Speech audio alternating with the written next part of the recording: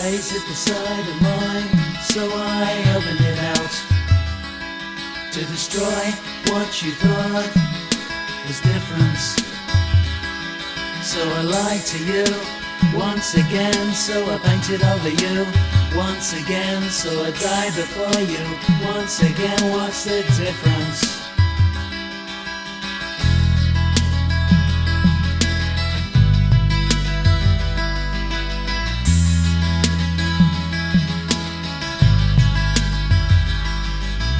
Clearly where the flavour is, seen here in black and white.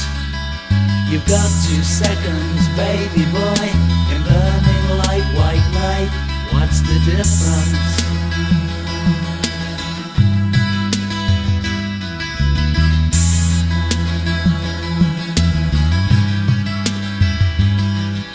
So call it what you are, burn up these eyes, rip up this place and scream. I am your slice of life. I am your slice of life. I am your slice of life. I am your slice of life.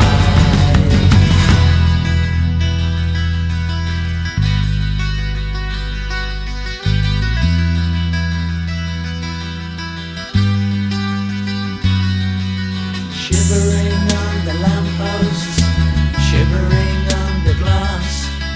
You're standing on charisma again, but knows it cannot last. What's the difference?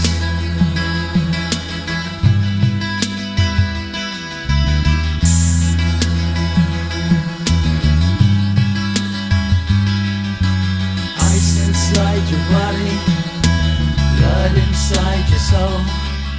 You're still 12 faces stand around, hugging your skinny bones.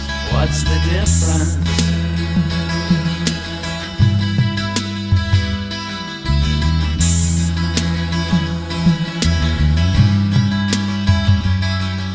So blow up what you are, burn up these eyes, rip up this place and scream. I am your slice of life. I am your slice of life. I am your slice of life. I am your slice of life. And the car opened him up to so much more, and the money is brighter with a wider smile, and the problem expands inside your head. I am your slice of life. I am your slice of life. I am your slice of life. I am your slice of life.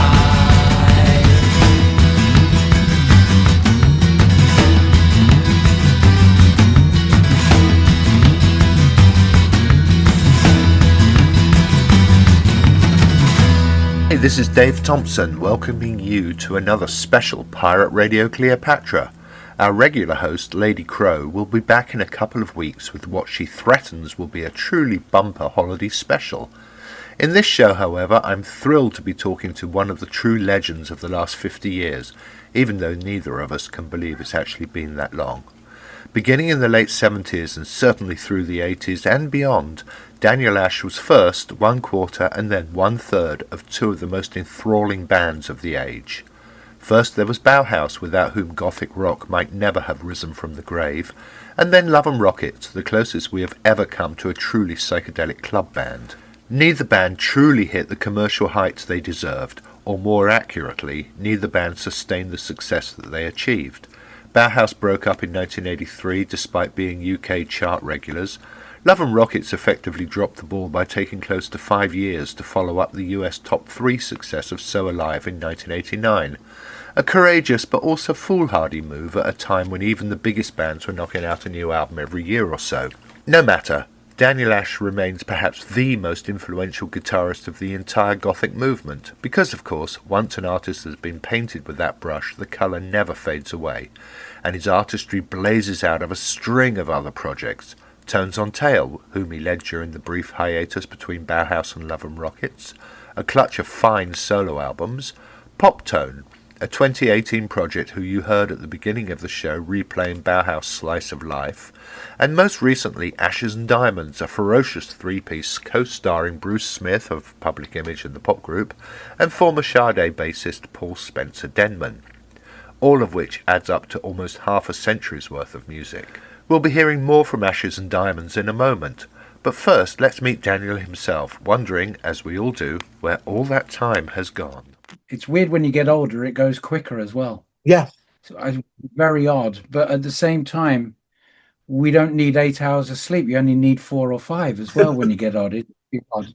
But Yeah. I'd like to think that's doing us a favor so we make more of the time we have left.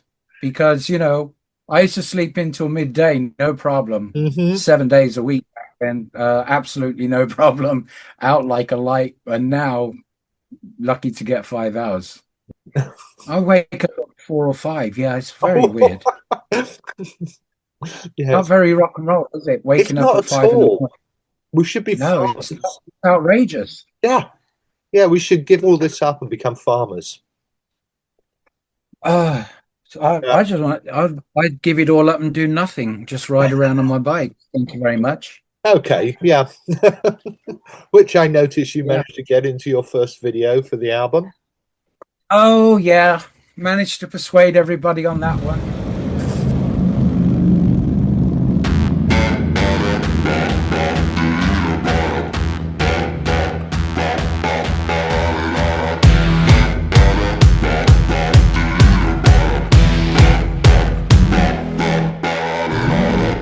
Red hot, white hot, white hot, red hot, red hot, white hot, white hot, red hot.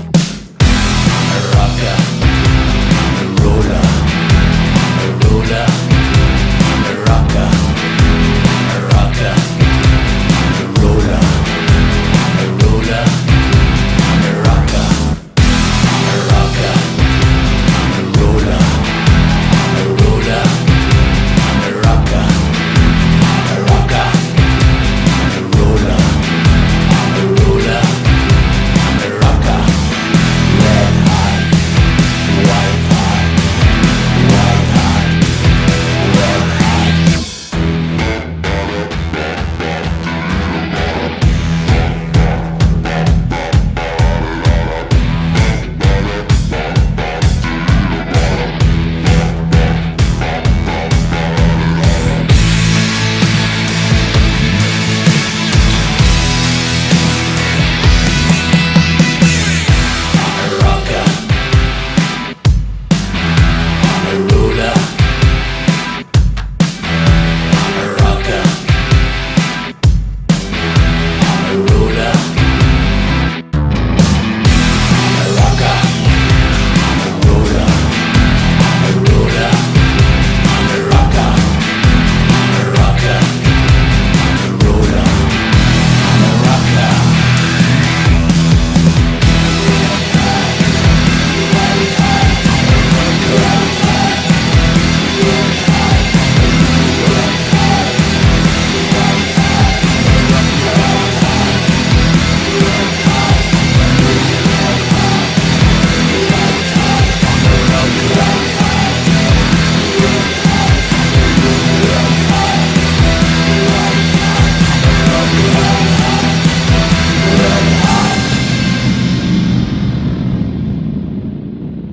That was Ashes and Diamonds with the first single from the Are Forever album, the relentless thud of On a Rocker.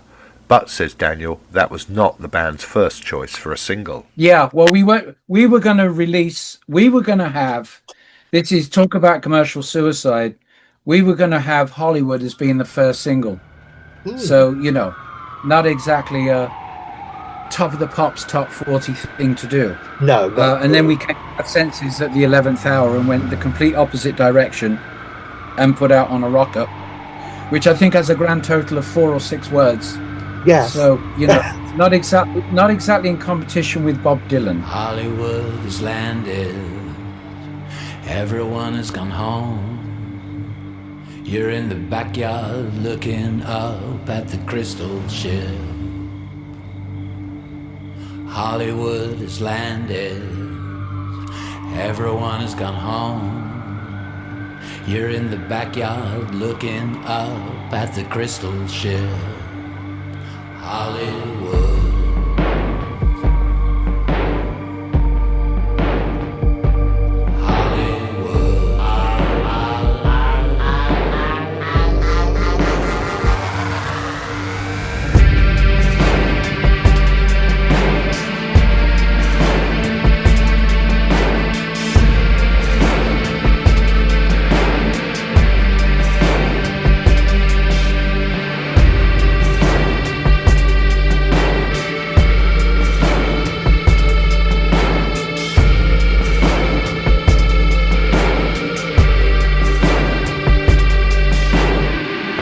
40 years of madness, 40 years of strain, 40 years of sadness, 40 years, who's to blame?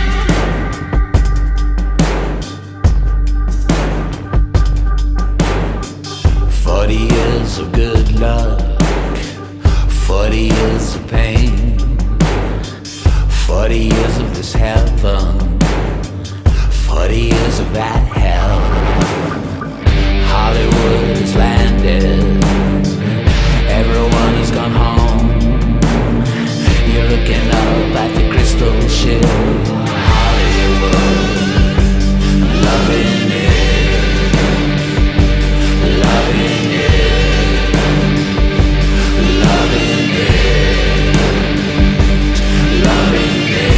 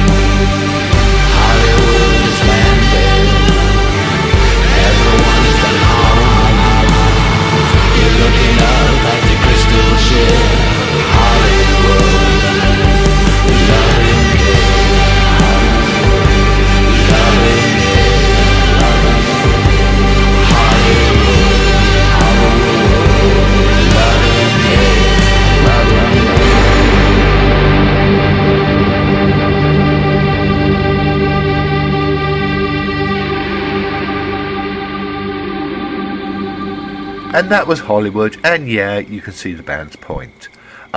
Listening to On a Rocker, however, my first impression, and it carried on through the remainder of the album, was that Daniel's lyrics, and he was the album's sole lyricist, seemed a lot more minimalist than in the past. He didn't agree. Not on that. Well, it's a mix like it always has been, actually.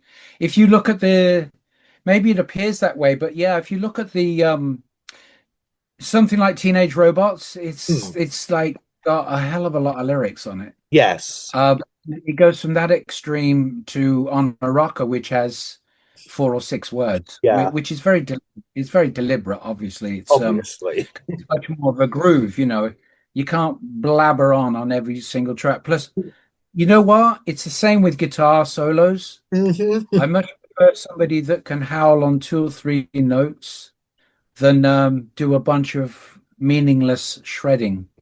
I've always wondered because it's just like ego wanking. Do they get paid by the note?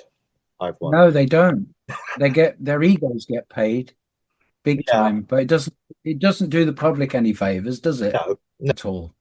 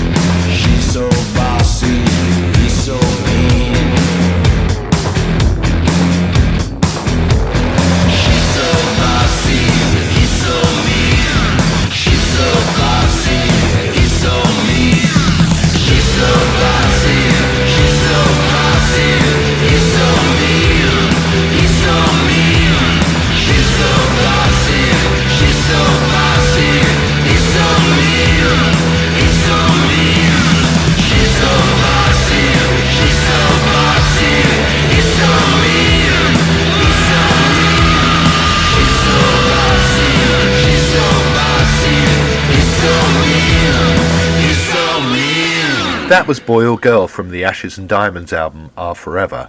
And staying on the subject of guitars, here's Daniel talking about his first ever instruments. I don't go to guitar shops, if you know what I mean. Yeah. Bet you used to as a kid, though. Once against the glass. Once when I was 11, there was a toy shop, and it had a red and white. It was about 2 foot tall, this thing. I would have been about 6 or 11 or 10. I don't know, very young. And I wanted this guitar because I never thought I had no interest in playing it. I just loved the look of it. And it had the Beatles faces and autographs on it. I had one of those. You did? Yeah. Yeah.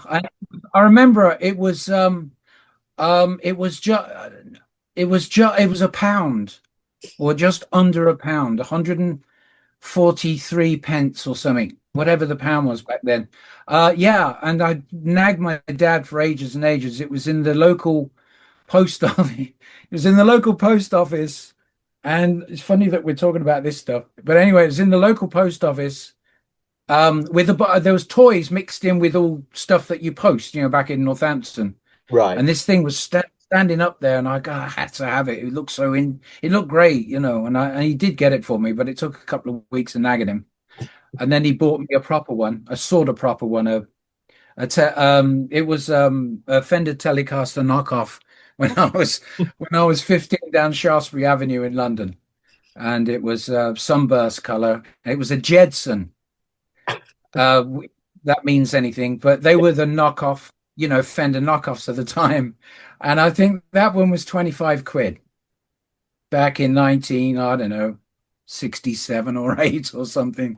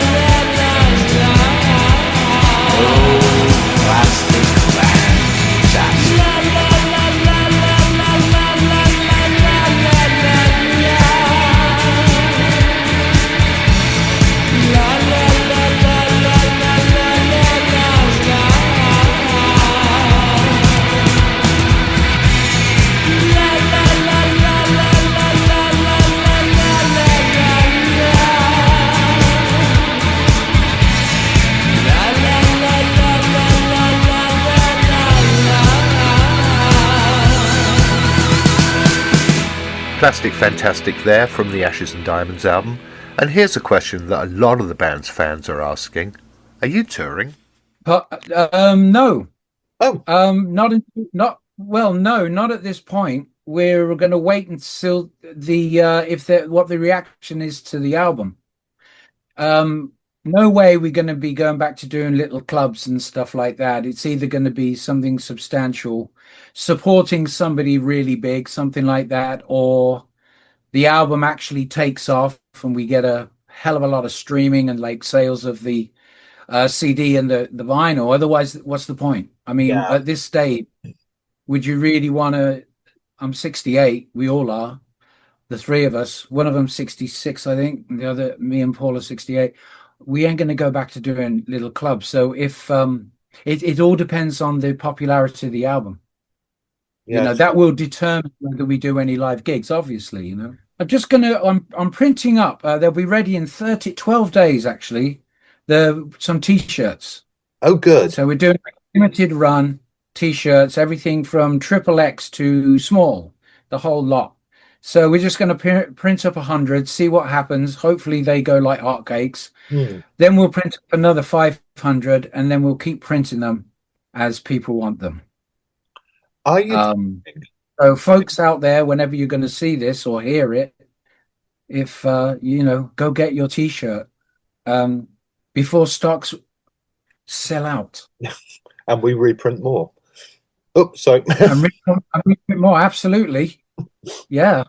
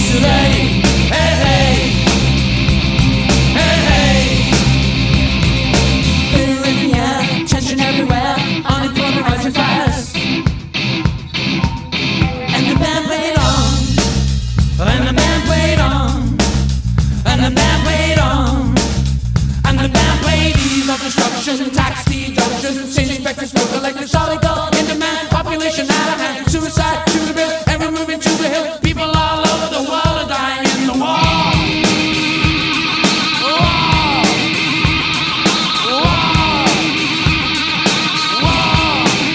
And the band played on. So round and around and around we go. Where the world's heading, nobody knows. All confusion, that's what the world is today. Hey, hey. All confusion, that's what the world is today. Hey, hey.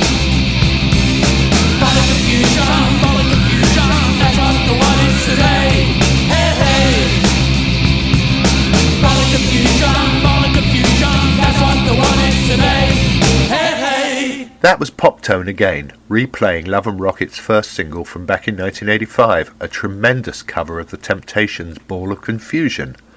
And over the years to come, both Love and Rockets and Pop Tone recorded some other terrific covers. Pink Floyd's Lucifer Sam was one. Remember finding that on the B-side of the Kundalini Express single, I think? Elvis's Heartbreak Hotel was another. Mink DeVille's Spanish Stroll was another. Whoa. But the mightiest was David Essex's Rock On, a live favourite captured, of course, on the band's 2003 live album, So Alive. I think that song is a brilliant single. It is. And also, considering when it came out, the production on that, the minimalist production, it's fantastic. It sounds magical. It's one of those otherworldly, truly otherworldly sounding records. It Love still that. is. Every so often I hear it on the radio, and it's like, I know, it's so different. It's stripped down rockabilly. Yeah. You know, stripped down. It's fantastic. I think all of David. Wonder what was going on with those guys when they recorded that. You know what they were thinking to come up with that supreme, simple, minimalist approach, because it's truly magical.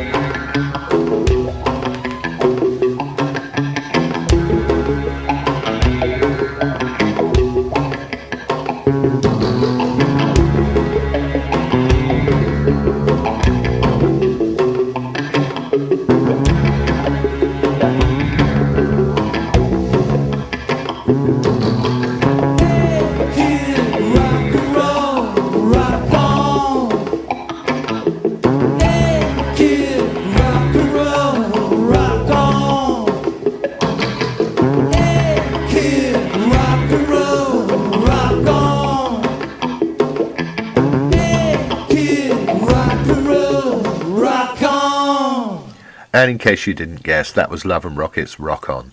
But let's get back to the present day, and where are you based these days? I'm sure Northampton is far, far away.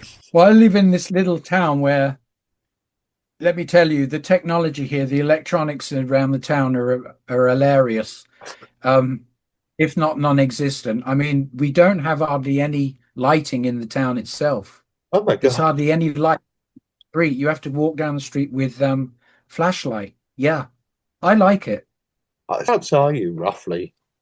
Near the mountains. I'm near the mountains, inland from Ventura. Okay, so you're California. Oh yeah. I'm near a road called the 33, which turns in to the 166, which is magical motorcycle riding country. So yeah, that's why I live here mainly. Is that this weather? I mean, although we're having a real rainstorm for about 7 days, it's rare. You can pretty much ride a motorcycle all year round. It's fantastic. That's cool. Absolutely fantastic. At which point we should probably play Love and Rocket's Motorcycle, but nah.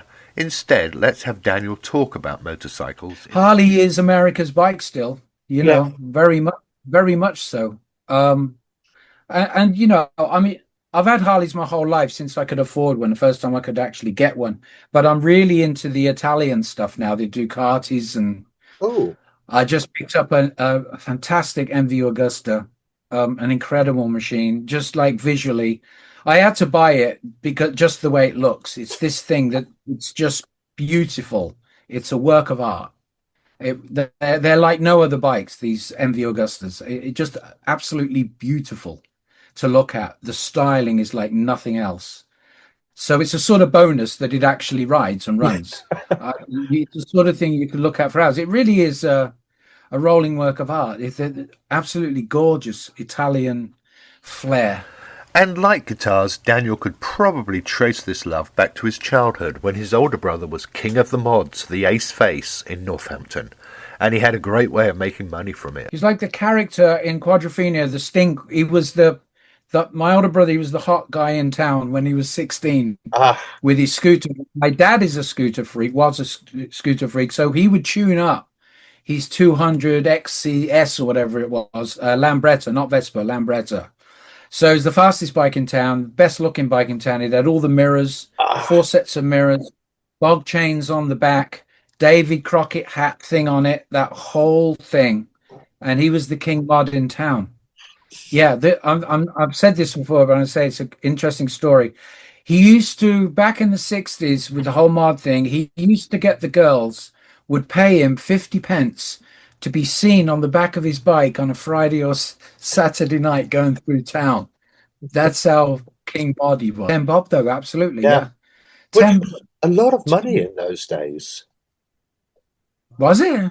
Well, it was for kids. I remember finding a 10 bob. Well, it would have been, thinking about, giving a girl, giving my brother, and he'd take the money and take him up and down the road on a Friday and Saturday night. Oh, yeah, he'd do it. He was on for it. Oh, I don't blame him. You'd like paying somebody, what, $20 now? God, this is a rock and roll conversation, isn't it? I was just thinking to say it's actually quite refreshing because, you know, rather than what was the inspiration for track 7, you know, and why did you do this and why did you do that? Now, seriously, from my point of view, those questions are almost like, why is the color red looking? Yeah. It's not bizarre to me when I see some of these questions like, why did you do that on that track? Well, why do you think that I did that on that track? Because it would be effective and sound good. That's the reason, you know, like I saw one questionnaire I got to do.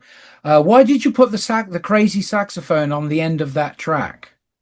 Like, well, why do you think? Because it suited the song, maybe?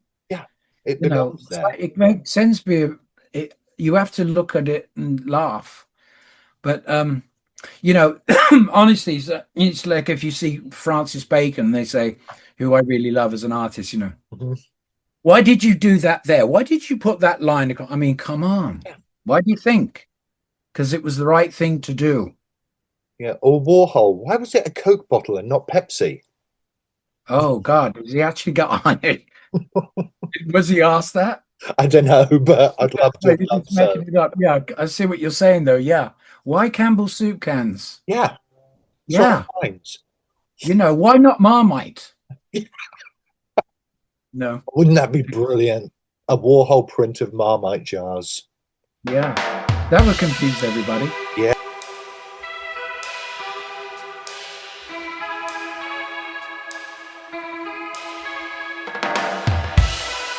Champagne Charlie, good time Charlie. Champagne Charlie is climbing a mountain or going for a walk in the park, laying about watching telly with caviar or baked beans on toast, doing yoga or going very fast in a jag on the PCH. Motorcycles and music and loads of cash in the bank. All forms of freedom, take your pick, and loads of cash in the bank. Doing yoga or going very fast in the jag on the PCH.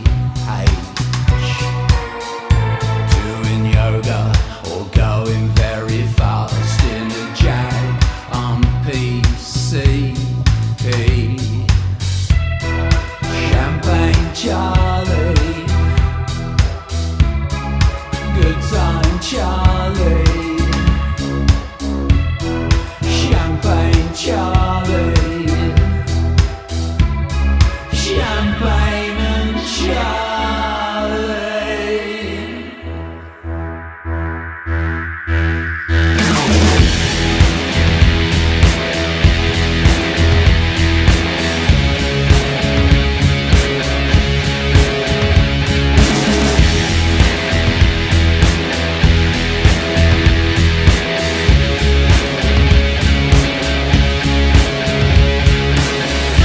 Champagne Charlie, good time Charlie. Champagne Charlie, good time Charlie. Champagne Charlie, Charlie, good time Charlie, Charlie. Champagne Charlie, Charlie, champagne Charlie.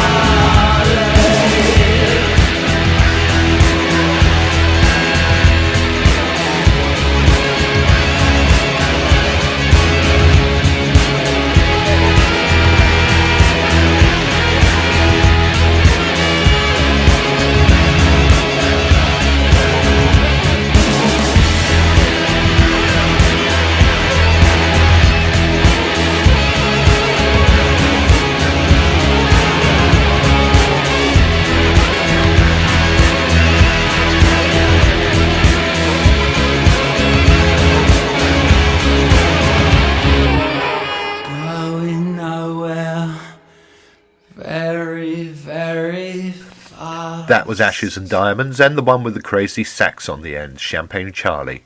And next up we're going to hear Ice Queen, the lyrics of which, if you're not listening carefully, sound an awful lot like, well, let's have Daniel tell you. I know what you're going to say. Ice. It sounds like ice cream. I Yeah. scream, you scream, we all scream for ice cream. Yeah. Yeah. Absolutely. So, That was hilarious. yeah, it was, you know what? It was unintentional, but I'm glad that you hear it that way, because a friend of mine, when I sent it to him, they said, Dan, you know, that first line sounds like ice cream, as in ice cream. the stuff that you eat. Right. And, oh, good. I've never thought of it that way. That's all right then. Yeah, that it works that way as well. Yeah. Yeah. So that was all about that. That song's all about Angelina Jolie. Is it It's really? the whole thing. I wrote that lyric just looking at her face, from the imagery from Maleficent, the Mhm. film. So the whole inspiration from that video came from her face on from that film.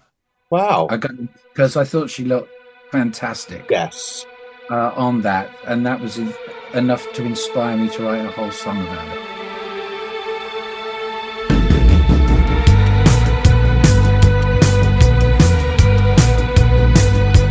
She's got pull. Perfect for you all. She's got pull.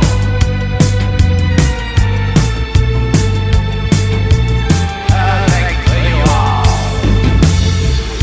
I scream. You scream. We all scream for the Ice Queen. Her empire hits 1 billion now. The hottest girl is hitting it real big now. No one would have ever thought this one, was ever gonna make it big, real big. We've got a real traffic stopper, a real escape, right up close and personal, on your doorstep. Unbelievable luxury, unbelievable class. The Ice Queen, the Ice Queen.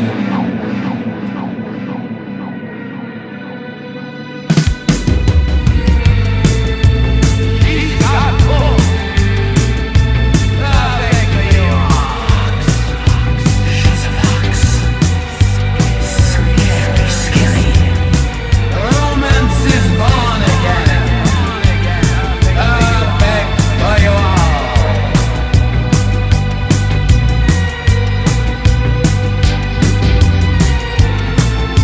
Perfect for you all. She's got pull.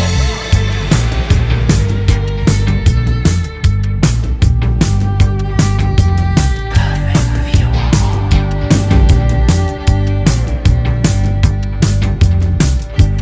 Fun and unnatural. Fun and unnatural. And that, of course, was Ice Queen from Ashes and Diamonds. And next up, we're going to hear On, caught in controversy on the internet due to the use of AI in its accompanying video. But we'll begin by letting Daniel explain why he doesn't necessarily trust the technology. Because I notice when I've done an interview with somebody, when I see it written, they've obviously used AI to get some information, and they get the information wrong. Mhm. They do quotes from the drummer, not the bass player, not the singer, whoever. The quotes come from the wrong source. They're getting it all. They'll get it right in about a year, because Yeah. it's just accelerating like you wouldn't believe. But it's so irritating when they get this stuff and they say things that are basically not correct, and it's so AI information that they've just been lazy, used the AI thing, thrown it in. But again, you know what? I got to take that back, because it's not necessarily being lazy, because I know of some people that have used it and it's really helped them. Yeah. When they get the facts wrong, though, you can't help but be irritated, because it's so blatantly wrong on occasion. Yeah. What they put out there, it's actually in another way hilarious, because the things sometimes they say, like with AI, they get all the facts mixed up, and you're not even the person that you are in the band. They don't even get what you do in the band right, which is hilarious. But to purists, I know that it sends some people bonkers. Yeah. They're so outraged. They're so outraged, but they say this is wrong, that's wrong. I got a friend who's he knows more about what I've ever done than I do. He's one of those guys.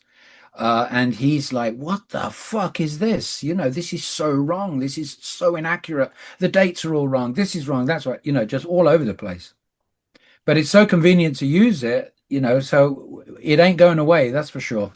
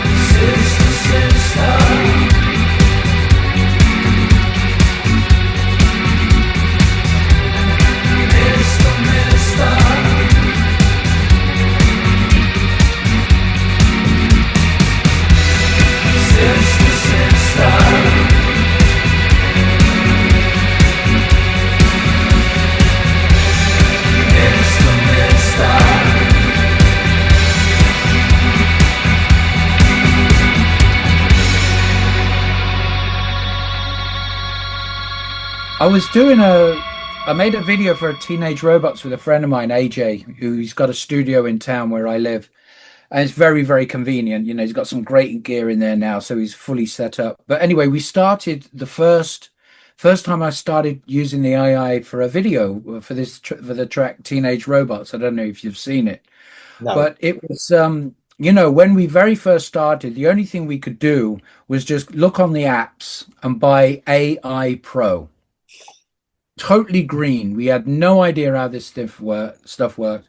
So anyway, we got it. And for the first 3 hours, it was nearly impossible just to get like a human being's face to turn to the left 3 inches. It took hours. And then we finally got into it. But, you would ask it to do certain things at the beginning. And it would just take 2 days to get the simplest of imagery up. So it dragged on, and then AJ, I'm useless at pressing buttons, so he was doing all that. He finally got to talk to it, and sometimes you would ask it something like, and it's very interesting. There's certain things like we asked it to, can we have the image of a super hot brunette hooker walking down a back street? And it said basically, sorry, can't do that. It's not politically correct. And then if you ask it for something else, but word it differently, you got what you wanted. Right. You couldn't use the word hooker.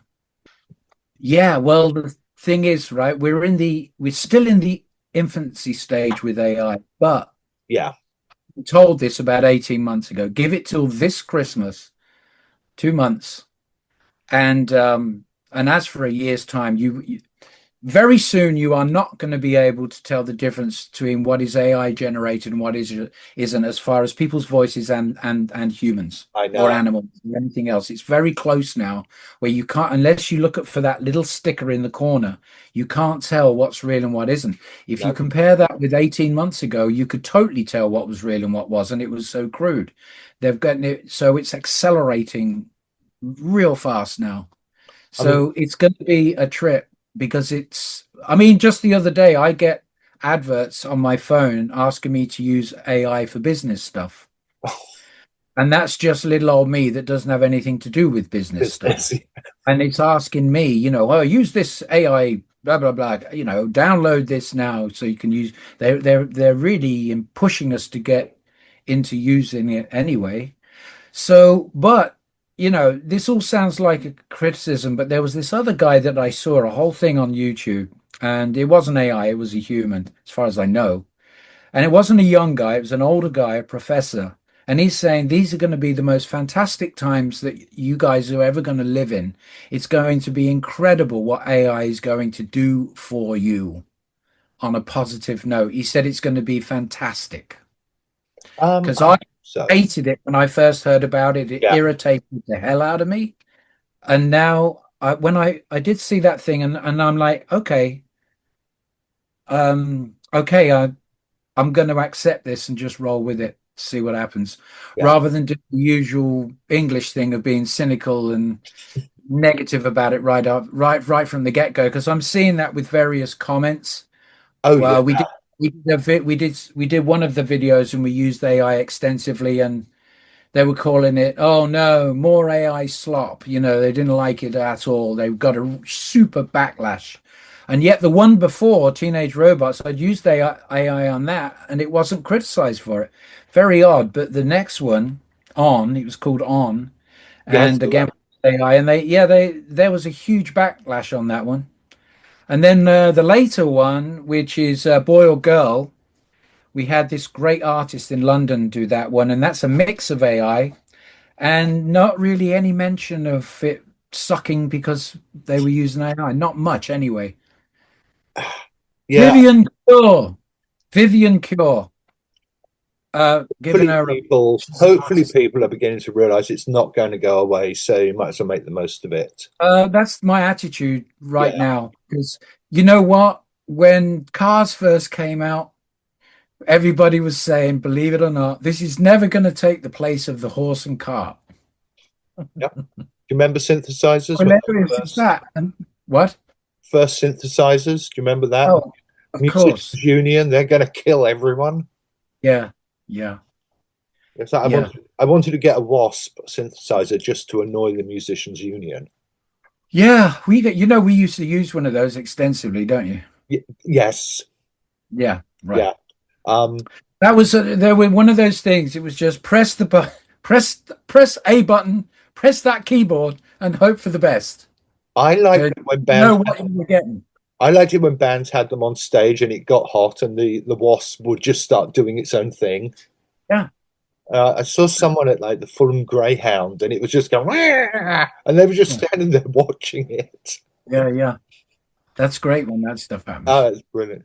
Anyway, we do that with these syndromes, when the first electronically activated drums came out. Mm-hmm. It's typical English again. We invented something brilliant, but we don't follow through and make them reliable. Nope. So, later on, Yamaha got a hold of them and made them actually reliable. The times that we would be doing some big outdoor gig and the Simmons wouldn't work 5 minutes before we went on. Kevin would be doing this. He'd have 3 roadies around him all fiddling around. And then miraculously, 30 seconds before we walked on, the fucking thing would work. Simmons, and it's like also Lucas, the Prince of Darkness. Mm-hmm. Remember that? The whole Lucas Electronics. Yeah. So the English are greater in inventing things, but we don't follow through on making them reliable. I mean, that's why the English motorcycle company went under, because the Honda just took over, because their bikes didn't break down. It's not like that now, though. The Triumphs are fantastic. Yeah. They're really good.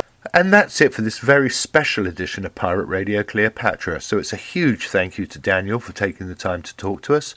And let's see if he has any final words. So I am joking, by the way. I hope you get the facts right.